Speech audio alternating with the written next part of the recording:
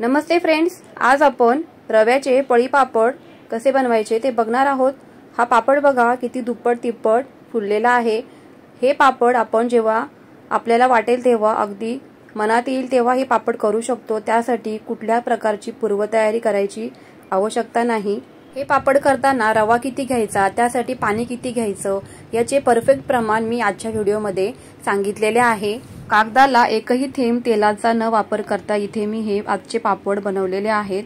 तरी सुद्धा अगदी सहज हे पापड कागदावरती आपल्याला बनवता येतात आणि उलटून सुद्धा घेता येतात आणि अगदी घरातच हे फॅन खाली पहिल्या दिवशी पापड वाळवल्यानंतर दुसऱ्या दिवशी कडकडीत उन्हामध्ये छान असे पापड वाळवून घ्यायचे आहेत। एक वाटी रव्यामध्ये 50 ते 60 पापड इथे बनवून तयार झालेले आहेत। कागदाला एकही थेंब तेलाचा न लावता सुद्धा पापड बघा खाली अजिबात चिकटले सुद्धा नाहीत। अगदी वर्षभर हवाबंद डब्यामध्ये हे पापड सहज टिकतात। पापड एकदम हलका फुलका आणि खुसखुशीत असा बनवून तयार होतो। चला तर मग फ्रेंड्स, वेळ न घालवता पटकन रेसिपीला सुरुवात करूयात।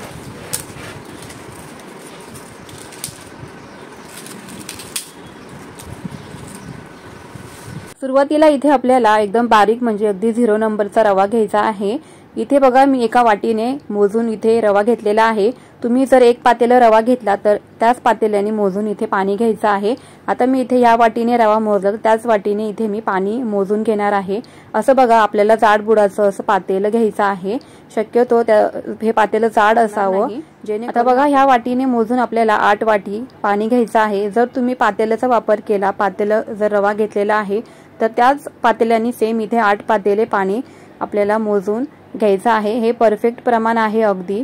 तर इथे प्रमाण घेताना तुम्ही लक्षात ठेवायचे की ज्या वाटीने किंवा पातेल्याने तुम्ही रवा घेतलेला आहे तर त्याच पातेल्याने किंवा वाटीने इथे पाण्याचे प्रमाण मोजून घ्यायचे आहे। प्रमाण घेताना अगदी चुकायचं नाही। तर अशा प्रकारे प्रमाण घेतलं तर आपले इथे परफेक्ट पापड बनवून तयार होतात।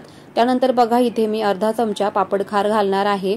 पापड खार घातल्यामुळे काय होते की आपले पापड जे आहेत ना ते हलके फुलके असे बनवून तयार होतात। त्यानंतर इथे मीठ घालायचं आहे। मिठाचं प्रमाण बेताचंच ठेवायचं आहे, खूप जास्त मीठ घालायचं नाही। पापड सुकल्यानंतर आपले पापड जे आहेत ते वाळवून असे छोटे होतात आणि आपलं जे पापड आपण जर मीठ घातलं तर पापड खारट होऊ शकतात। त्यामुळे मिठाचं प्रमाण व्यवस्थितच घालायचं आहे। त्यानंतर बघा आपल्याला इथे जिरे आणि ओवा लागणार आहे, तो मी नंतर घालणार आहे। आता इथे गॅसवर पाणी ठेवायचं आहे उकळायला।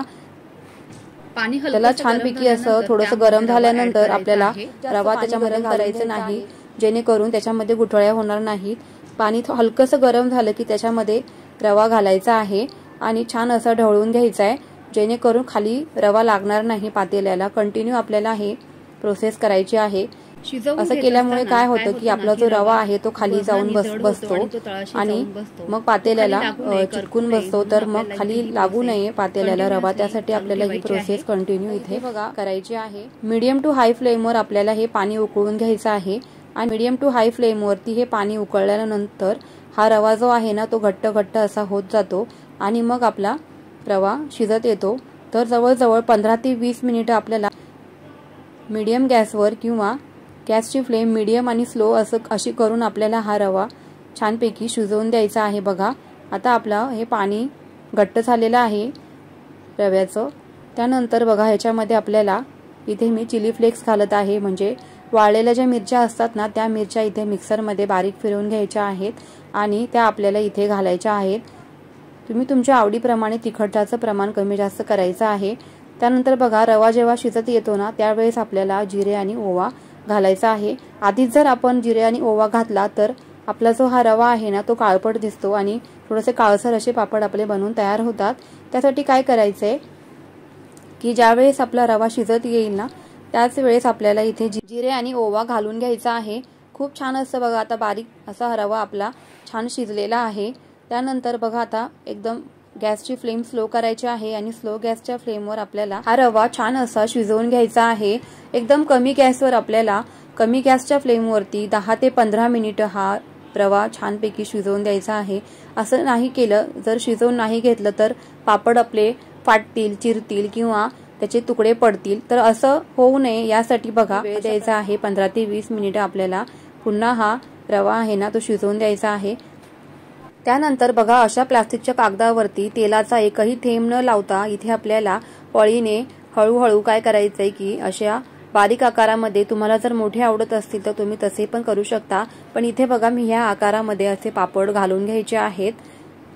खूप छान असे आपले हे पळी पापड बनवून तयार होतात। खूपच झटपट आणि पटकन असे हे पापड बनवून तयार होतात। मी व्हिडिओमध्ये दाखवते त्याप्रमाणे पळीमध्ये असं हे पीठ घ्यायचं आहे रव्याचं आणि बघा अशा प्रकारे आपल्याला इथे पापड घालून घ्यायचे आहेत। चिली फ्लेक्समुळे आपल्या पापडांना रंग सुद्धा खूप छान आलेला आहे। आणि इथे बघा हे पापड बनवताना खूप जाड पण नाही बनवायचे आणि खूप जास्त पातळ पण नाही बनवायचे, मध्यम आकारामध्ये आपल्याला हे पापड असे बनवून घ्यायचे आहेत। जिरे आणि ओवा घातल्यामुळे पापडांना चव तर खूपच सुंदर येते। हे पापड गरम गरम आहेत ना मिश्रण तोपर्यंतच आपल्याला घालून घ्यायचे आहेत। बघा पळीच्या सहाय्याने काय करायचे की असं थोडंसं पळीमध्ये पीठ घ्यायचं आणि पूर्ण गोलाकार असे हे पापड आपल्याला बनवून घ्यायचे आहेत। गरम गरम असतानाच हे पापड बनवले तर खूप छान असं हे आपलं पापड बनवून तयार होतात। थंड झाल्यानंतर हे मिश्रण घट्ट होतं आणि मग आपले पापड असे बनणार नाहीत, त्यामुळे शक्यतो गरम गरम आहे तेच अशा प्रकारे बघा पळीच्या साहाय्याने त्याला गोलाकार आकार देऊन छान असे पापड इथे बनवून घ्या। इथे मी तुम्हाला 5 ते 6 पापड बनवून दाखवत आहे। त्यानंतर मी अशाच प्रकारचे इथे सगळेच पापड बनवून घेते। पापडाचं हे मिश्रण थंड झाल्यावरती सुद्धा यामध्ये गरम पाणी ऍड करायचं आहे आणि गॅसवरती 1 ते 2 मिनिटं चालू ठेवून आपल्याला हे पापड पुन्हा इथे तयार करून घ्यायचे। अशा प्रकारे सर्वच पापड मी इथे करून घेते। तुम्ही बघू शकता आता इथे सगळेच पापड बनवून तयार झालेले आहेत। 1 वाटी रव्यामध्ये जवळजवळ इथे 50 ते 60 पापड माझे बनवून तयार झालेले आहेत। एक दिवस फॅन खालीच घरामध्ये सुकवल्यानंतर दुसऱ्या दिवशी छान असे कडकडीत उन्हामध्ये हे पापड आपल्याला सुकवून घ्यायचे आहेत। त्यानंतर 5 ते 6 तासानंतर आपल्याला काय करायचंय की हे पापड जे आहेत ना ते उलटून घ्यायचे आहेत, जेणेकरून ते दोन्ही बाजूनी मस्त असे सुकले जातील।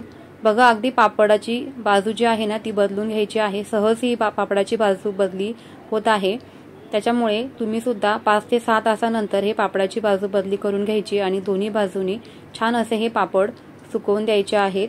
कागदाला एकही थेंब तेलाचा न लावता बघा अगदी सहज आपले पापड इथे उलटले जात आहेत। 2 दिवस उन्हामध्ये छान असे पापड सुकवल्यानंतर बघा असे पापड आपले सुकलेले आहेत। आता ह्या पापडाची साईज बघून घ्या, त्यानंतर मी तुम्हाला काही पापड तळून दाखवणार आहे। तर पापडाची साईज दुप्पट तिप्पट फुलते, अगदी हलके फुलके आणि खुसखुशीत असे आपले हे पापड बनवून तयार होतात।